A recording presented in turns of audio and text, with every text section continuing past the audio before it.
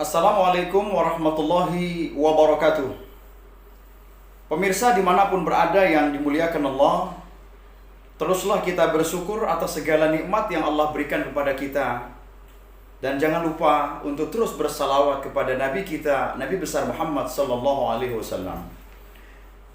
Dalam kehidupan ini kita bisa melihat di dalam berbagai macam fenomena. Tentu tidak terlepas dari adanya kaum Adam dan Hawa. Dalam pergaulan antara kaum laki-laki dan kaum perempuan, tentu di dalam Islam ada batasan-batasan yang mengikat di antara keduanya.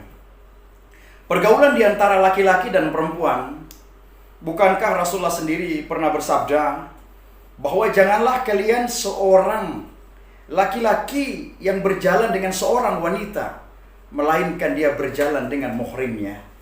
Dan janganlah kalian berjalan dengan laki-laki atau perempuan yang berjalan dengan bukan pasangannya atau muhramnya. Maka ketika mereka berjalan dengan yang bukan pasangannya, hanya berdua saja, maka hati-hati. Yang ketiga adalah syaitan.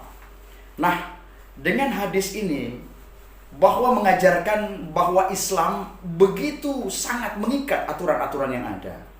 Yang pertama, ketika kita berjalan dengan seorang wanita, kita sebagai laki-laki berjalan dengan seorang wanita yang bukan istri, maka sebaiknya kita harus mengikat satu ikatan yang disebutkan dengan nikah. Selain dengan nikah, maka tidak ada ikatan-ikatan yang lain.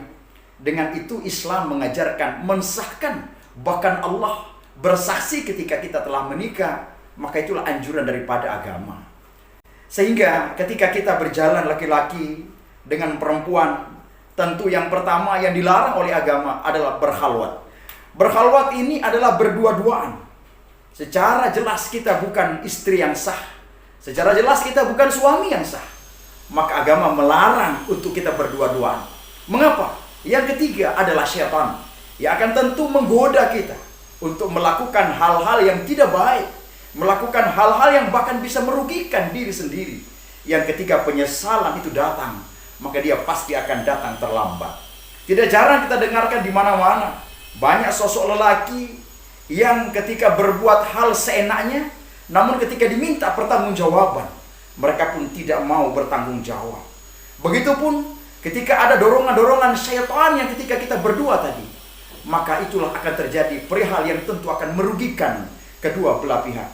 Bukan cuma mereka saja, bahkan akan membuat malu ketika mereka memiliki kedua orang tua.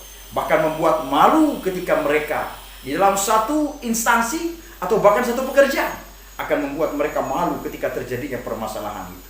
Kita tarik bahwa agama melarang ketika berkhalwat berdua-duaan yang bukan muhrim atau muhramnya.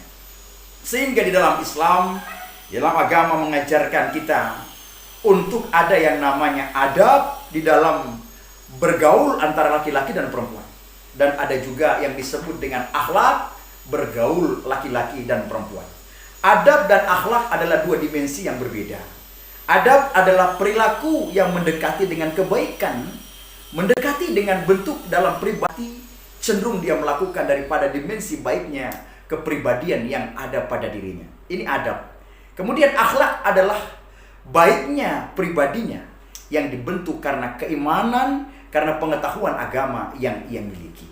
Sehingga adab dan akhlak diperlukan bagi insan laki-laki, adab dan akhlak diperlukan oleh insan wanita atau perempuan. Kemudian yang kedua, menundukkan pandangan. Ketika kita di dalam dimensi saat ini banyak terjadi di mana-mana. Bahkan ada mereka yang kadang hamil di luar nikah. Bahkan terjadi permasalahan aborsi dan lain-lain sebagainya. Itu karena perilaku yang dilarang oleh agama. Mereka melanggar secara jelas dan fakta. Kemudian yang ketiga yang dilarang oleh agama adalah ketika mereka berani menyatakan pergaulan bebas, bahwa tidak adanya keimanan sandaran di dalam diri mereka untuk membentengi baik laki-laki ataupun perempuan. Itulah sekelumit singkat tentang pergaulan laki-laki dan perempuan yang dapat kami sampaikan. Insya Allah ada manfaatnya. Maka mari ketika tidak mampu kita berduaan, kita mencegah hal-hal itu terjadi, maka lakukanlah nikah ijab kabul ketika standar umur telah memenuhi syarat, tentu setelah standar-standar yang lain yang telah diatur oleh agama telah memenuhi syarat. Insya Allah, agama mengajarkan, insya Allah akan mendatangkan keberkahan dan kebahagiaan serta kemuliaan bagi individu laki-laki dan perempuan, serta bagi kedua orang tua dan institusi dan apapun ketika mereka berada di dalam satu dimensi pekerjaan. Terima kasih, salam hormat selalu dari saya, Ibtu Muhammad Akmal. Wallahul mu'afiq ila aqwamit thariq. Wassalamualaikum warahmatullahi wabarakatuh.